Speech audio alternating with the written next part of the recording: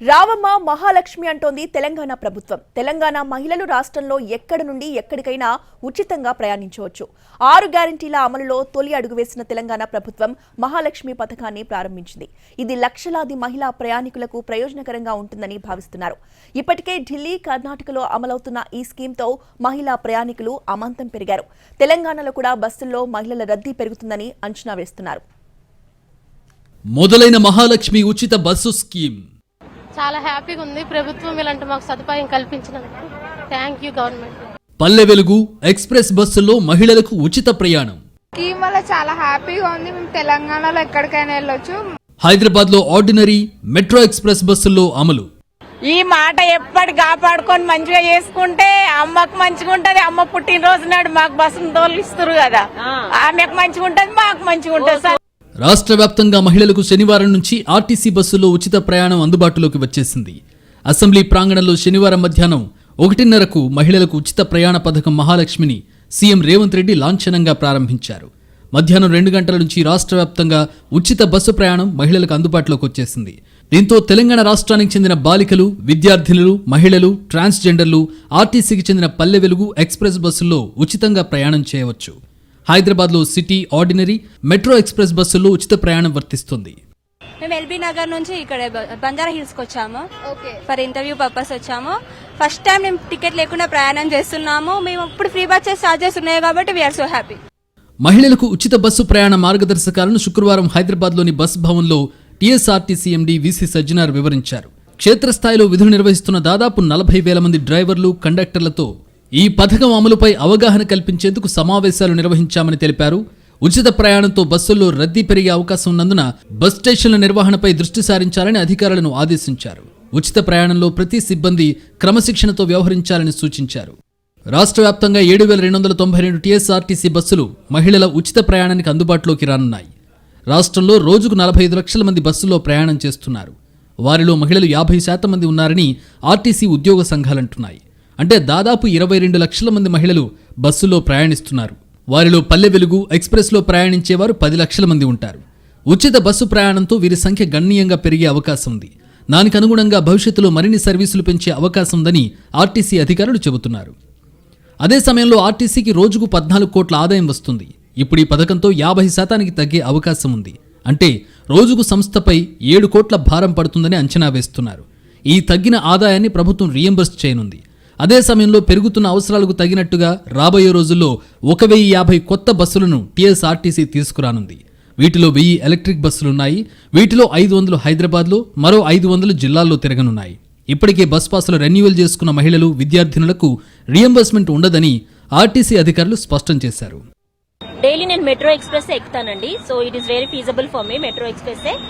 So దానికి నాకు చెప్పాను కదా, up and down charges 60 rupees అవుతుంది. ఇప్పుడు టోటలీ ఫ్రీ. నాకు ఆ 60 రూపీస్ సేవ్ అవుతుంది. మంచిగా అనిపిస్తుందమ్మా. మంచిగా అనిపిస్తుందా? మంచిగా అనిపిస్తుందమ్మా. పర్వాలేదు. Okay okay okay okay okay okay okay. Mahalakshmi పథకం ప్రకారం రాష్ట్ర వ్యాప్తంగా పల్లె వెలుగు ఎక్స్ప్రెస్ బస్సుల్లో మహిళలు, బాలికలు, ట్రాన్స్జెండర్లు ఉచితంగా ప్రయాణించవచ్చు. హైదరాబాద్ ఆర్డినరీ, మెట్రో ఎక్స్ప్రెస్ బస్సుల్లో ప్రయాణించవచ్చు. వయసుతో సంబంధం లేకుండా మహిళలందరికీ అవకాశం ఉంటుంది. రాష్ట్ర వ్యాప్తంగా ఎక్కడి నుంచి ఎక్కడికైనా ప్రయాణించవచ్చు. అంతర్రాష్ట్ర బస్సులకు తెలంగాణ సరిహద్దు పరిధి వరకు ఉచితం. తెలంగాణ సరిహద్దు దాటిన తర్వాత టికెట్ తీసుకోవాల్సి ఉంటుంది. ఉచితంగా ప్రయాణించే మహిళలు కేంద్ర రాష్ట్ర ప్రభుత్వాలు జారీ చేసిన ఏదైనా గుర్తింపు కార్డు చూపించాలి. మొదటి వారం రోజులు గుర్తింపు కార్డులు లేకున్నా ప్రయాణించవచ్చు. మహిళలకు ఉచిత ప్రయాణం అమలు చేయడంతో ఆర్టీసీకి నష్టం ఉండదని ఆర్టీసీ ఉద్యోగ సంఘాలంటున్నాయి. ఏటా 1,500 కోట్ల నుంచి 2,000 కోట్ల వరకు నిధులైతే సరిపోతాయంటున్నారు. చాలా సంతోషంగా ఉంది సార్. మా మహిళలందరికీ అందుబాటులో ఉంటుంది. పిల్లలు స్కూళ్ళు, కాలేజీలకు వెళ్ళడం జరుగుతుంది. ఈ పథకంతో గ్రేటర్ హైదరాబాద్ పరిధిలో సుమారు 6.5 నుంచి 7 లక్షల మంది మహిళలు, విద్యార్థినులకు ప్రయోజనం చేకూరనుంది. సర్కారుపై రోజుకు సుమారు 90 లక్షల వరకు భారం పడుతుందని అధికారులు ప్రాథమికంగా అంచనా వేస్తున్నారు. అసలే కిక్కిరిసిపోయే సిటీ బస్సులో ఈ పథకం అమలు ఎలా ఉంటుందనే ప్రశ్నలు కూడా ఉన్నాయి. గ్రేటర్లోని 3 జిల్లాల ఆర్టీసీ పరిధిలో 2,792 ఆర్టీసీ బస్సులున్నాయి. ఇందులో 65 ఏసీ బస్సులు. ఇవన్నీ కూడా శంషాబాద్ విమానాశ్రయానికి తిరుగుతున్నాయి. మిగిలిన 2,727 బస్సులన్నీ ఆర్డినరీ, మెట్రో ఎక్స్ప్రెస్ సర్వీసులే. ఈ 2 సర్వీసుల్లో మహిళలకు ఉచిత ప్రయాణం అందుబాటులోకి వచ్చేసింది. ఆర్టీసీ నగరంలో రోజుకు 7,68,000 కిలోమీటర్ల మేర 30,000 పైచిలుకు ట్రిప్పుల్లో దాదాపు 18 లక్షల మంది ప్రయాణికులను తమ గమ్యస్థానాలకు చేరుస్తున్నవి. ఇందులో 6.5 నుంచి 7 లక్షల వరకు మహిళలు, విద్యార్థినులు ఉంటారు. నగరంలో 5 లక్షల వరకు బస్ పాసులుండగా అందులో 2,70,000 వరకు విద్యార్థినులకు సంబంధించిన పాసులున్నాయి. మహాలక్ష్మి స్కీమ్ అయితే చాలా బాగుంది. అంటే ఒక్కొక్కసారి ఇంట్లో భర్తతో గొడవ పడినప్పుడు కూడా అడిగి వెళ్ళడానికి బాగా యూజ్ అవుతుంది. ప్రస్తుతం నగరంలో ఆర్టీసీకి 4 కోట్ల వరకు ఆదాయం వస్తుండగా 1.5 కోటి వరకు డీజిల్కు ఖర్చు చేస్తున్నారు. ఈ పథకం అమలవుతున్న క్రమంలో ఇందులో సాధక బాధకాలు తెలిసే అవకాశం ఉంది. ఎదురయ్యే సమస్యలను పరిశీలించి పరిష్కారాలు వెతుకుతామని అధికారులు చెబుతున్నారు. ఉచిత ప్రయాణ సౌకర్యం వల్ల ప్రైవేటు, సొంత వాహనాలు, ఇతర ప్రత్యామ్నాయ మార్గాల్లో ప్రయాణం చేసే మహిళలు కూడా ఇక నుంచి ఆర్టీసీ బస్సులో ప్రయాణం చేయడానికి ముందుకు వచ్చే అవకాశాలున్నాయని అధికారులు భావిస్తున్నారు. ప్రస్తుతం ఉన్న సంఖ్యతో పోల్చితే 10 నుంచి 20% వరకు మహిళా ప్రయాణికులు పెరగవచ్చని ఆర్టీసీ అధికారులు అంచనా వేస్తున్నారు. కర్ణాటకలో మహిళలకు ఉచిత బస్సు ప్రయాణ సదుపాయం కల్పించే శక్తి పథకాన్ని ఆ రాష్ట్ర ప్రభుత్వం 2023 జూన్ నెలలో ప్రారంభించింది. కర్ణాటకలో నివాసం ఉంటున్నట్లు ప్రభుత్వ గుర్తింపు కార్డు కలిగి ఉన్న వారికే ఈ పథకం వర్తిస్తుంది. ఇతర రాష్ట్రాల మహిళలు టికెట్ కొనాల్సి ఉంటుంది. మొదట్లో మహిళలు ఏదైనా గుర్తింపు కార్డు చూపిస్తే బస్సులో ప్రయాణానికి ఉచితంగా అనుమతించారు. ఆ తర్వాత ప్రభుత్వం శక్తి స్మార్ట్ కార్డులను తీసుకొచ్చింది. కర్ణాటక మహిళలు ఆంధ్రప్రదేశ్, తెలంగాణ సహా కర్ణాటకను ఆనుకుని ఉన్న మిగతా రాష్ట్రాల్లోనూ 20 కిలోమీటర్ల దూరం వరకు కర్ణాటక బస్సుల్లో ఉచితంగా ప్రయాణించవచ్చు. అంతకంటే ఎక్కువ దూరం వెళ్లాలంటే టికెట్ కొనాల్సి ఉంటుంది. రాష్ట్ర ప్రభుత్వమే మహిళల ఛార్జీలను భరిస్తుంది. అందరికీ బాగానే యూజ్ అవుతుంది సార్. కాలేజీ పిల్లలకి కానీ ఎవరికైనా కానీ బాగానే ఉంటుంది సార్. ముసలి వాళ్ళకి ఇంకా బాగుంటుంది. ఎక్కడికైనా వెళ్ళాలన్నా కానీ ఇంకా ఎవరిని డబ్బులు అడుక్కునే అవసరం వాళ్ళకు ఉండదు కాబట్టి బాగానే ఉంది సార్. అటు ఢిల్లీలోనూ మహిళలకు ఇదే తరహా ఉచిత బస్సు ప్రయాణ పథకం అమల్లో ఉంది. కేజ్రీవాల్ నేతృత్వంలోని ప్రభుత్వం 2019లో ఈ పథకం ప్రారంభించింది. అయితే కర్ణాటక, తెలంగాణలతో పోలిస్తే ఢిల్లీలో నిబంధనల్లో కొద్దిగా తేడాలున్నాయి. స్థానికులే కాకుండా ఏ రాష్ట్రం మహిళ అయినా సరే డీటీసీ, క్లస్టర్, మెట్రో బస్సులు ఉచితంగా ప్రయాణించవచ్చు. ఢిల్లీలో ఎలాంటి గుర్తింపు కార్డు అవసరం లేదు. బస్సు ఎక్కిన మహిళలకు కండక్టర్ పింక్ టికెట్ ఇస్తారు. ఒకవేళ పింక్ టికెట్ తీసుకోకుండా ప్రయాణిస్తే జరిమానా విధిస్తారు. ఇప్పుడు తెలంగాణలో మహాలక్ష్మి పథకం అమల్లోకి రావడంతో వేలాది బస్సుల్లో మహిళలకు ఉచిత ప్రయాణం అందుబాటులోకి వచ్చేసింది. మహాలక్ష్మి పథకంతో ఆర్టీసీపై పడే భారం ఎంత? ఎన్ని లక్షల మందికి ఇది ప్రయోజనకరం? ఈ పథకం చుట్టూ ఉన్న భిన్న వాదనలేంటి? మొబిలిటీ పెంచి మహిళల అభివృద్ధికి ఈ పథకం ఉపయోగపడుతుందా? కానీ బస్సుల సంఖ్య పెంచకపోతే ఈ పథకం లక్ష్యం నెరవేరదా? ఉచిత బస్సు ప్రయాణంతో ప్రయోజనం ఎంత? దీనిపై భిన్న వాదనలు వినిపిస్తున్నాయి. అన్నీ ఉచితాలు ఇవ్వడం ఎందుకు? ప్రజలు స్వయం సమృద్ధిగా ఎదిగే అవకాశాల్ని తయారు చేయాలనేది ఒక వాదన. ఒకచోట ఉచితం ఇచ్చి ఆ భారాన్ని మరో చోట వేసే అవకాశం ఉందా? ఇలా అయితే రాష్ట్రం దివాలా తీస్తుంది కదా అనే సందేహం మరొకటి. ఆర్టీసీ ఇప్పటికే నష్టాల్లో ఉంది. ఇప్పుడు ఉచితం ఇస్తే మరింత భారం పెరగదా అనేవాళ్లు కొందరు. ఈ ప్రశ్నలన్నింటికీ సామాజికవేత్తలు, ప్రజాస్వామికవాదులు సూటిగానే సమాధానం చెబుతున్నారు. రవాణా ఆధునిక ప్రజా జీవితంలో అత్యంత కీలకమైన విషయం. నెలకు 10,000 కూడా సంపాదించలేని వాళ్లు మన సమాజంలో కోట్ల మంది ఉంటారు. అలాంటి వారికి రవాణా ఖర్చు ఖచ్చితంగా భారమే. నెలకు 1,000-1,500 భారం తగ్గింది అంటే ఆ మొత్తాన్ని మరోచోట ఉపయోగించుకునే అవకాశం ఉంటుంది. లక్షలాది విద్యార్థినులు, చిన్నా చితక పనులు చేసుకునే వారికి ఉచిత బస్సు ప్రయాణం ఖచ్చితంగా ప్రయోజనమే అంటున్నారు. రవాణా ఖర్చులను గురించి ఆలోచించకుండా దూరమైన ఉపాధి కోసం వెళ్లే అవకాశాలు కూడా మెరుగవుతాయని సూచిస్తున్నారు. నిజానికి మన చుట్టూ అనేక రకాల సబ్సిడీలున్నాయి. వాటన్నింటినీ తెలియకుండానే ఉపయోగించుకుంటూ ఉంటాం. రైల్ టికెట్ నుండి బస్సు టికెట్ వరకు లాభాల మీద ధ్యాస లేకుండా నిర్వహణ ఖర్చులను మాత్రమే లెక్కించడం వల్ల రవాణా మనకి ఇంకా అందుబాటులోనే ఉంది. ప్రైవేటు రవాణాకు, ఆర్టీసీకి అందుకే తేడా కనిపిస్తుంది. అంతెందుకు, నీళ్లు, కరెంటు కూడా మనకు అసలు ఖర్చు కంటే తక్కువగానే ఇస్తుంటాయి ప్రభుత్వాలు. ఇక సర్కారీ స్కూళ్లలో, కాలేజీల్లో, యూనివర్సిటీల్లో ఫీజులు సబ్సిడీ కారణంగానే తక్కువగా ఉంటాయి. ఫీజు రియంబర్స్మెంట్ కూడా ఇలాంటిదే. ఇలా అనేక రకాల సబ్సిడీలు మనకు అందుతూనే ఉంటాయి. కానీ ఇప్పుడు మహిళలకు ప్రభుత్వ రవాణా ఉచితం అనగానే విమర్శలు చేసేవాళ్లు ఈ సబ్సిడీలను విస్మరిస్తున్నారనే విమర్శలున్నాయి. నిజానికి ప్రభుత్వాలు కార్పొరేట్ కంపెనీలకు లక్షల కోట్ల రుణాలు మాఫీ చేస్తుంటాయి. ఆ విషయాన్ని ఎవరూ పట్టించుకోరు. పట్టించుకోవాలి అనుకున్నా చేసేది కూడా ఉండదు. ఇక్కడ దేశమంతా అనేక రకాల సబ్సిడీలు ఇచ్చినా, ఉచితాలిచ్చినా కార్పొరేట్ మాఫీల కంటే తక్కువే ఉంటుంది. ఇప్పటికే మహిళలకు ఉచిత బస్సు ప్రయాణం అనేది ఇతర రాష్ట్రాల్లో అమలవుతోంది. అక్కడ లక్షలాది మంది ప్రయోజనం పొందుతున్నారు. కర్ణాటకలో కనిపిస్తున్న రద్దీని చూస్తే ఈ పథకం ఎంత సక్సెస్ అవుతుందో అర్థమవుతుంది. కుటుంబ బడ్జెట్లో ప్రయాణ ఖర్చులు తగ్గితే ఆ మేరకు కుటుంబం కోసం మరో చోట వినియోగిస్తారు తప్ప దాచుకునేది ఉండదు. బస్సు టికెట్ మీద వచ్చే ఆదాయం ప్రభుత్వానికి తగ్గినప్పటికీ ఆ సొమ్మును వెచ్చించే ఇతర మార్గాల ద్వారా ప్రభుత్వానికి సేల్స్ ట్యాక్స్, జీఎస్టీ కొంతవరకు వస్తూనే ఉంటుంది. అన్నిటికీ మించి ఈ పథకాన్ని ప్రభుత్వాలు ఏ ఉద్దేశంతో పెట్టినా ఇది మహిళల మొబిలిటీని పెంచుతుంది. ఇది అనేక రకాలుగా మహిళలు ఎదగడానికి ఉపయోగపడుతుంది. మహిళలు బయట ప్రపంచంలోకి రావడానికి ఒక ఉత్సాహంగా పనికొస్తుందంటున్నారు సామాజికవేత్తలు. ఇంకా చెప్తే అడ్డా కూలీలు, రోజువారీ చిన్న చిన్న ఉద్యోగాలు చేసుకునే వారికి ఇది ఖచ్చితంగా ఉపశమనమే. వచ్చే 4 రూపాయల్లో కొంత బస్సు టికెట్కే వెళుతున్న పరిస్థితిలో ఆ మేరకు ఇది ఖచ్చితంగా ఉపశమనమే. కొత్తగా ఉపాధి వెతుక్కుంటూ నగరానికి వచ్చే సామాన్య జనానికి ఇది చాలా వరకు రిలీఫ్గానే ఉంటుంది. ఆధునిక జీవనంలో రవాణా అత్యంత ప్రధాన ఖర్చు. కానీ ఇప్పుడు ఈ రాష్ట్రంలో మహిళలు చేతిలో డబ్బు లేకుండా రోడ్డెక్కొచ్చు, ఇల్లు చేరొచ్చు. కేవలం 3,000 కోట్లతో రాష్ట్రంలోని మహిళలందరికీ రవాణా స్వేచ్ఛ వస్తుంది అంటే దానివల్ల కలిగే ప్రయోజనం ముందు అది పెద్ద భారం కాదనే వాదనలే ఎక్కువగా ఉన్నాయి. ఢిల్లీలో మొదలై కర్ణాటక మీదుగా ఇప్పుడు తెలంగాణ వరకు ఈ పథకం వచ్చింది. ఇది అన్ని రాష్ట్రాల్లో అమలైతే మరింత ప్రయోజనం అనేవాళ్లు ఉన్నారు. అన్నీ ఉచితంగా ఇస్తే జనం ఏం చేస్తారు అనేవాళ్లు ఏ పథకం విషయంలో అయినా ఖచ్చితంగా ఉంటారు. కానీ ఈ ఉచితాలు అందుకునే వాళ్ళు ఎవరు, వాళ్ళ ఆర్థిక స్థితిగతులు ఎలాంటివి, దానివల్ల అందే ప్రయోజనం ఎంత అనేది కదా కీలకం. అంతెందుకు, విద్య, వైద్యం, రవాణా ప్రజలకు అందుబాటులో ఉంటే ఆ సమాజం ఖచ్చితంగా ముందడుగు వేస్తుంది. ప్రభుత్వాలు లాభ నష్టాలు లెక్కించే కంపెనీలు కావు. ఉన్న నిధుల్లోంచి ప్రజలకు అవసరమైన సౌకర్యాలు ఖచ్చితంగా ఇవ్వాల్సిందే. లక్షల కోట్ల కార్పొరేట్ మాఫీలను ఆపేసి ఇలాంటి సౌకర్యాలు మరిన్ని కల్పిస్తే 190 మంది పేదలున్న మన సమాజానికి కాస్త ఉపశమనం దొరుకుతుంది. అదే సమయంలో ఈ పథకం అమలు కావడంలో అడ్డంకులు కూడా ఉంటాయి. ఉచితం అనగానే సరిపోదు, దానికి తగ్గట్టుగా బస్సుల సంఖ్య కూడా ఉండాలి. ఇప్పటికే పల్లె వెలుగు బస్సులు తగ్గిపోయాయి. రాష్ట్రంలో 1000కి పైగా గ్రామాలకు ఆర్టీసీ బస్సులు లేవు. కిక్కిరిసే ఆటోలు, ప్రైవేటు వాహనాలే గతి. ఎంత ప్రమాదం పొంచి ఉన్నా వాటిపైనే ఆధారపడి బతకాల్సిన దుస్థితి. ఇప్పుడు మహిళలకు ఉచిత ప్రయాణం ఇవ్వడంతో సరికాదు, బస్సుల సంఖ్యను కూడా పెంచాలని మహిళలు కోరుతున్నారు. ఇప్పుడు కేవలం జాతీయ రహదారులపై మాత్రమే పల్లె వెలుగులు తిరగడం వల్ల మారుమూల ప్రాంతాల నుండి ప్రజలు, విద్యార్థులు నానా తంటాలు పడి ప్రధాన రహదారులను చేరుకున్నా సమయానికి ఆర్టీసీ బస్సులు రాక ఇబ్బందులు పడుతున్నారు. గ్రామాలు, మండల కేంద్రాలకు చేరుకోవడానికి మళ్లీ ప్రైవేటు వాహనాలపై ఆధారపడే పరిస్థితి ఉంది. ఈ పథకం సంపూర్ణంగా అమలు జరిగి ప్రతి మహిళకు న్యాయం జరగాలంటే ప్రతి పల్లెకు ఆర్టీసీ పల్లె వెలుగు రావాలని మహిళలు కోరుతున్నారు. పల్లెల్లోనే కాదు, రాజధానిలో కూడా సరిపడా బస్సులు లేవు.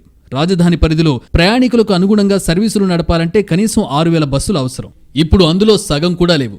బస్సుల్లో వేలాడుతూ ప్రయాణించాల్సిన పరిస్థితి నిత్యం కనిపిస్తూనే ఉంటుంది. కర్ణాటక రాష్ట్రంలో ఈ తరహా ఉచిత పథకం అమలు చేయడంతో అక్కడ ఒక్కసారిగా 7 లక్షల మంది ప్రయాణికులు పెరిగారని అంచనా.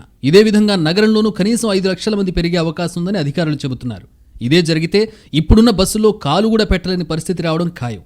ఇక్కడ మరో 4-5 నెలల వరకు కొత్త బస్సులు వచ్చే అవకాశం లేదని అధికారులు చెబుతున్నారు. అయితే ఈ పథకం మరికొందరి ఉపాధిని దెబ్బతీయడం ఖాయం. కర్ణాటకలో శక్తి పేరుతో పథకం అమల్లోకి తేవడంతో అక్కడ ఆటోలు, టాక్సీలకు కొంతమేర గిరాకీ తగ్గింది.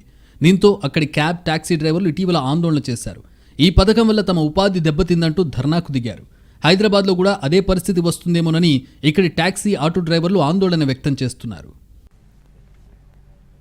ఆర్టీసీ నష్టాల్లో ఉందనే మాట ఇప్పటిది కాదు. అటు కార్మిక సంఘాలు, ఇటు ప్రభుత్వం పరస్పరం నిందించుకుంటూ ఉంటాయి. కానీ ఆర్టీసీని లాభ నష్టాల కొనలో చూడడం సరైందేనా? టీఎస్ఆర్టీసీకి వచ్చే ఆదాయం ఎంత, నష్టం ఎంత? ప్రభుత్వాలు బకాయిలు చెల్లించకపోవడమే ఆర్టీసీ నష్టాలకు కారణమా? మహాలక్ష్మి పథకానికి అసలు ఎంత ఖర్చు అవుతుంది? ఆర్టీసీ ఇప్పటికే నష్టాల్లో ఉంది. ఇది ఇప్పటి మాట కాదు, దశాబ్దాలుగా ఇదే పరిస్థితి. ఏవో కొన్ని డిపోలు లాభాల్లో ఉన్నా మెజారిటీ డిపోలు నష్టాల్లోనే నడుస్తున్నాయని చెబుతుంటారు. దీనికి అనేక కారణాలు కనిపిస్తాయి. ప్రభుత్వం నుండి ఆర్టీసీకి వెళ్లాల్సిన రీఎంబర్స్మెంట్ సవ్యంగా జరగడం లేదు. ప్రభుత్వం నుండి ఆర్టీసీకి వెళ్లాల్సిన సొమ్ము 1000 కోట్లు పోగుబడి ఉంది. బస్సు పాసుల బకాయిలు, ప్రభుత్వం ఇప్పటికే అమలు చేస్తున్న ఉచితాలకు సంబంధించిన రీఎంబర్స్మెంట్ సవ్యంగా కట్టలేదు. అటు ఆదాయానికి ఖర్చుల మధ్యలో వ్యత్యాసం కూడా ఉండనే ఉంది. ఈ తరుణంలో ఇప్పుడు మహాలక్ష్మి స్కీమ్ వచ్చింది. దీనికోసం ప్రభుత్వం ఏటా 2,000 నుండి 3,000 కోట్లు ఆర్టీసీకి ఇవ్వాల్సి ఉంటుంది. కానీ ఈ పథకం కంటే ముందే అనేక స్కీములు అమల్లో ఉన్నాయి. వాటి సొమ్ము ప్రభుత్వం నుండి ఆర్టీసీకి రావడం లేదనే విమర్శలున్నాయి. ఇవన్నీ కలిసి ఆర్టీసీని నష్టాల్లో ముంచుతున్నాయి. ఆర్టీసీలో 43,723 మంది ఉద్యోగులున్నారు. మరోపక్క ఆర్టీసీ విలీన ప్రక్రియ ప్రభుత్వం ప్రకటించింది కానీ ఇంకా పూర్తి కాలేదు. కాగితాల మీదే ఈ ప్రాసెస్ ఉండిపోయింది. ఈ ప్రక్రియ తుది అంకంలో నిలిచిపోయింది. ఇప్పటికీ ఆర్టీసీ కార్పొరేషన్ కిందనే ఉంది. మరోపక్క ఆర్టీసీలో ఉన్నత స్థాయి అధికారులకు లక్షల్లో వేతనాలుంటే అసలు ఆర్టీసీకి మూల స్తంభాలైన కార్మికుల జీతాలు మాత్రం చాలా స్వల్పంగా ఉన్నాయి. 2014లో రాష్ట్ర విభజన తర్వాత 2015 జూన్ 3న తెలంగాణ రాష్ట్ర రోడ్డు రవాణా సంస్థగా మారింది. టీఎస్ఆర్టీసీకి అనుబంధంగా రాష్ట్ర ప్రభుత్వం 2016 ఏప్రిల్ 27న రుణాలు, ఇతర అవసరాల కోసం ఆర్టీసీ కార్పొరేషన్ ఏర్పాటు చేసింది. రాష్ట్రంతో పాటు ఏపీ, మహారాష్ట్ర, కర్ణాటక, తమిళనాడు, ఛత్తీస్గఢ్కు సర్వీసులు నడుస్తున్నాయి. రాష్ట్ర విభజనకు ముందు ఆర్టీసీకి 22,000కు పైగా బస్సులున్నాయి. విభజన తర్వాత 97 డిపోల ద్వారా తెలంగాణలో వివిధ ప్రాంతాలతో పాటు ఏపీ, కర్ణాటక, మహారాష్ట్ర, తమిళనాడు, ఛత్తీస్గఢ్ రాష్ట్రాలకు కూడా బస్సులు నడుపుతున్నారు. తెలంగాణ గ్రామీణ ప్రాంతంలో 68% రవాణా బస్సులపైనే ఆధారపడి ఉంది. పట్టణ ప్రాంతంలో 32% రవాణా బస్సుల ఆధారంగా నడుస్తోంది. ఆర్టీసీ ఆర్థిక సంక్షోభానికి కార్మిక సంఘాలే కారణమని ప్రభుత్వం ఆరోపిస్తుంటే తమ తప్పేమీ లేదని, ప్రభుత్వమే కారణమని కార్మిక సంఘాలు చెబుతుంటాయి. ఆర్టీసీకి కష్టాలు ఒక్కసారిగా వచ్చినవి కావు. టికెట్ల అమ్మకాల ద్వారా, షాపుల అద్దెలు, ప్రకటనలు, పార్సిళ్లు లాంటి వాటి ద్వారా దాదాపు ఆదాయం వస్తుంది. కానీ ఖర్చు ఆదాయం కంటే ఎక్కువగా ఉంటుంది. ఆర్టీసీ ఖర్చులో ఎక్కువ భాగం జీతాలు, డీజిల్, పన్నులకే పోతుంది. ఆదాయ వ్యయాల మధ్య వ్యత్యాసం వల్ల ఆర్టీసీ ఏటా నష్టాల బారిన పడుతోంది. ప్రైవేటు సంస్థలైతే ఆదాయం కంటే ఖర్చు ఎక్కువ ఉంటే టికెట్ రేట్లు పెంచడం ద్వారా ఆదాయం పెంచుకుంటాయి, లేదా నష్టాలొచ్చే మార్గాలు రద్దు చేస్తారు. కానీ ఆర్టీసీ లాభ నష్టాలు చూడాల్సిన సంస్థ కాదు. ప్రైవేటు సంస్థల్లో ఆర్టీసీ ఇష్టం వచ్చినట్టు రేట్లు పెంచడానికి ఉండదు. ప్రభుత్వ అనుమతితోనే రేట్లు పెంచాలి. పలు వర్గాలకు ఆర్టీసీ ఉచితంగా లేదా రాయితీలతో కూడిన ప్రయాణం అందించాల్సిందే. లక్షల మంది విద్యార్థులు ఆర్టీసీ బస్సులు ఉచితంగా లేదా నామమాత్రపు ఛార్జీలతో ప్రయాణిస్తారు. వీరికే కాకుండా వివిధ వర్గాల వారికి బస్సు ప్రయాణాల్లో రాయితీ వస్తుంది. ఇప్పుడు మహాలక్ష్మి పథకం కూడా ఇలాంటిదే. 30% ఇప్పటిదాకా మహిళలు మా బస్సులో ప్రయాణం చేస్తున్నారు. ఇది వచ్చే రోజు దాదాపు 55% దాకా వెళ్ళే అవకాశం ఉంది. దాని తగ్గట్టుగా మా షెడ్యూల్స్ కూడా మనము ప్లాన్ చేయడం జరుగుతుంది. దానివల్ల కూడా యాజమాన్యం కూడా ఒక దాదాపు 3,000 కోట్ల రూపాయల భారం పడే అవకాశం ఉంది. సో మొత్తం ఈ వచ్చే ట్రావెల్ ప్యాటర్న్ కావచ్చు, వచ్చే వాళ్ళు మహిళలు ట్రావెల్ చేసిన ఒక కిలోమీటర్స్ బట్టి మనము గవర్నమెంట్ కూడా మన ఒక టికెట్ ని రేస్ చేసి ఈ మొత్తం ఈ స్కీమ్ లో ఖర్చు అయింది మొత్తం రీయింబర్స్ చేయాలని కూడా మనం రిక్వెస్ట్ చేయడం జరుగుతుంది. చాలా ఊళ్లకు బస్సు నడిపేటప్పుడు బస్సులో తగినంత మంది ప్రయాణికులు ఉండరు. బస్సు వెళ్లే దూరం, ప్రయాణికుల సంఖ్య, ఆదాయాన్ని బట్టి చూస్తే దీనిని తిప్పడం వల్ల చాలా నష్టం వస్తుంది. కానీ ఆయా గ్రామాలకు రవాణా సౌకర్యం అందించాలనే ఉద్దేశంతో లాభ నష్టాలతో నిమిత్తం లేకుండా బస్సులు తిప్పుతుంది ఆర్టీసీ. పల్లె బస్సులకే కాదు, సిటీ బస్సులకు నష్టాలు విపరీతంగా ఉంటాయి. వివిధ వర్గాలకు రాయితీలు ఇస్తూ నష్టాలు వచ్చే మార్గాల్లోనూ బస్సులు నడుపుతున్నప్పటికీ డీజిల్పై పన్ను, రోడ్డు ట్యాక్స్ లాంటివన్నీ ప్రైవేట్ సంస్థలతో సమానంగానే చెల్లిస్తోంది ఆర్టీసీ. ఆర్టీసీపై పన్నుల భారం తగ్గిస్తే ఆ సంస్థ లాభాల బాటలో వస్తుందంటారు ఉద్యోగులు. పన్నుల నుంచి రాయితీ ఇవ్వాలి, వీలైతే పన్నులు తీసేయాలని వాదిస్తుంటారు. ఆర్టీసీ ఖర్చులో దాదాపు 3వ వంతు డీజిల్కే వెళ్తుంది. డీజిల్ ధర పెరిగే కొద్దీ ఆర్టీసీపై అదనపు భారం పడుతోంది. విమానాల ఇంధనంపై వ్యాట్ తక్కువగా ఉంది.